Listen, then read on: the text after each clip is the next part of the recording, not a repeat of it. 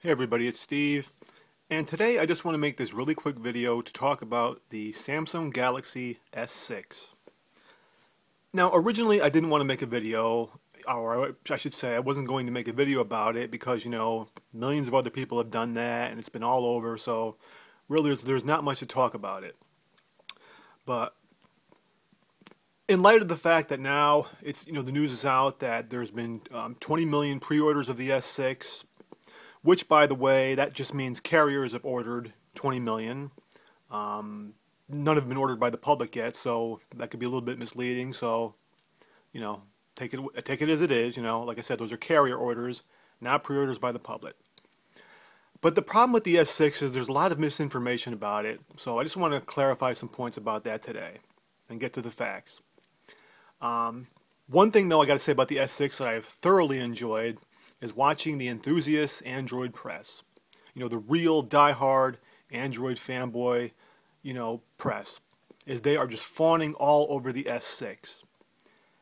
And it's hysterical to listen to. It's hysterical to watch, their YouTube channels, because it's like you're fawning over the S6, which all it is really just an iPhone. They just took the iPhone 6 and they basically copied it poorly. And these Android enthusiasts, they're loving it like it's something great. And I have to laugh at that. That is just so funny and so cute. But anyway, let's get on with it. Now let me just say, if you ever watched my other videos, I love Samsung. I love a lot of their products. I love my Note 4 here. But with this S6, oh God. I applaud their effort. They get an A for effort, but they just get a C minus at best for execution. Let's start first with the fingerprint scanner.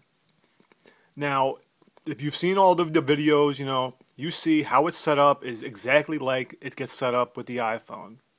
Now, let me just get rid of that. I'm going to get a text in.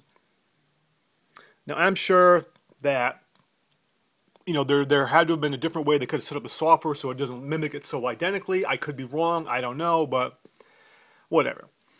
But the problem with their scanner is on the the Galaxy S6 is, if you've watched any of the videos about it, it's still not as good as the iPhone 6, because the S6 is a little bit slower and just not as responsive and quick.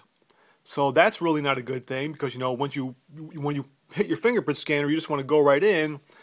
But a lot of people who have used these phones, and these are actual production models. They're not pre-production that were on the floor in Barcelona. These were actual production models.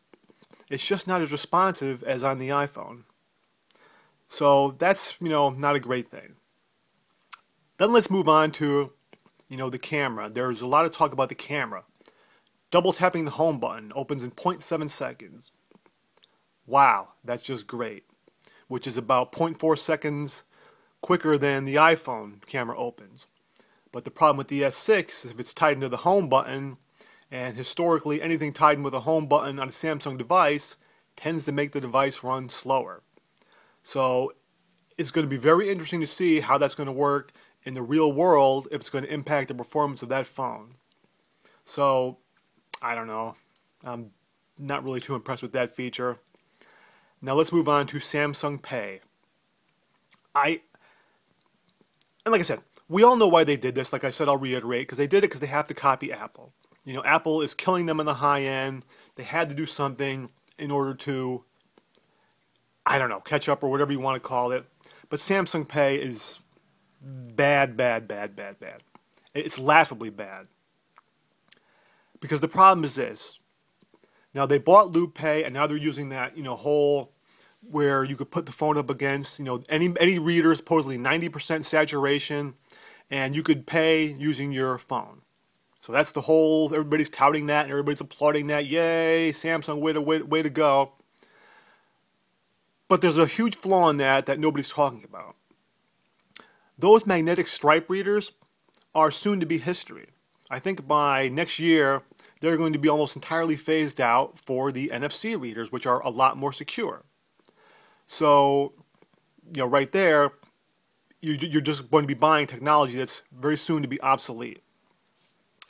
Number two, if you've watched any of the videos, and a lot of people have made note of this, is it's not nearly as seamless as the iPhone, Apple Pay. Samsung Pay requires the phone to be awake.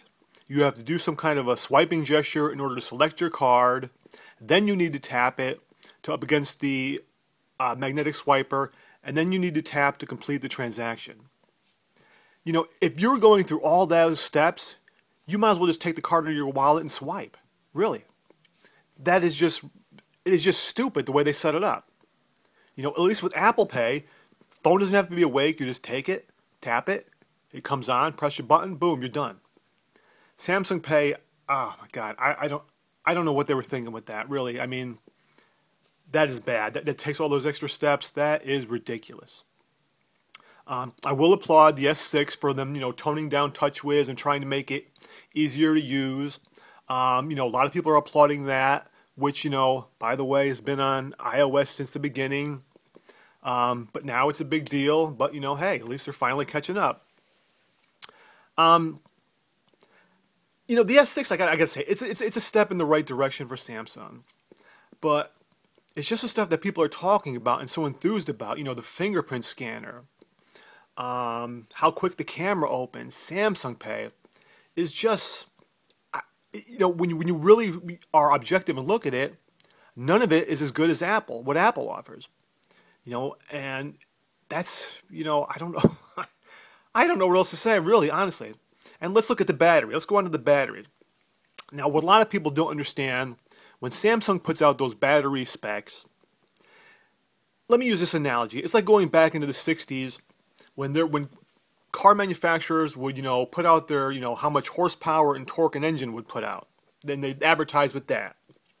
Well, the problem was when they would put those figures out, that was with an engine that was just on the dyno. It wasn't actually hooked up to the car, to a transmission, to anything electrical, you know, to an exhaust. So of course, yes, just on a dyno, the engine would put out a lot more horse and a lot more torque and everything, but then when it was actually hooked up to the car, it wouldn't perform as well. Well, here pretty much is what you're going to see with this S6 battery. And yes, there's all this press that it charges super fast and, you know, in half the time of the iPhone.